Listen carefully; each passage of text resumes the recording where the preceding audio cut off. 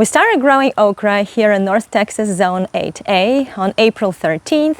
By amending the soil, I spread some mushroom compost and cow manure and mixed it with the soil. I wasn't able to dig too deep because the soil, our clay soil here, was extremely dry, and I could dig only 2 inches deep, and that greatly affected the growth of okra that I will talk about later in this video. Okra is a heat-loving vegetable, so after all danger of frost has passed in early spring, on April 14th, we planted the seeds directly into the ground, about 1/4 inch deep and 2 feet apart.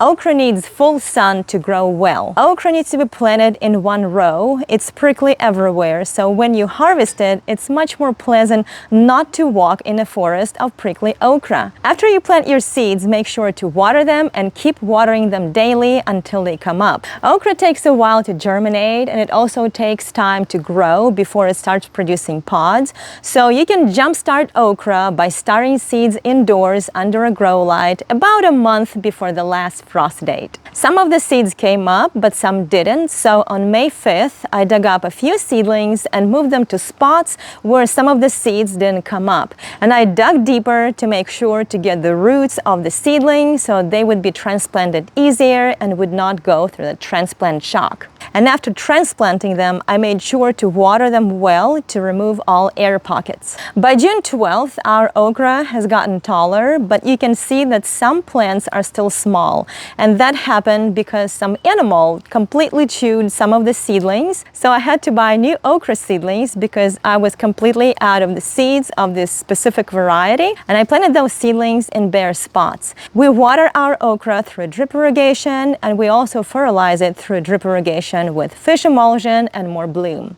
And we turn on our drip irrigation for about 15 to 20 minutes every day. All parts of okra except for flowers are prickly. So when you harvest okra, you might want to wear gloves because okra will cause irritation and itching everywhere you touch it. We like to cook okra in a very simple way. I simply slice it, mix it with onion, salt, and olive oil, and roast it in the oven. Our whole family loves it that way, and even our toddler keeps asking for more roasted okra.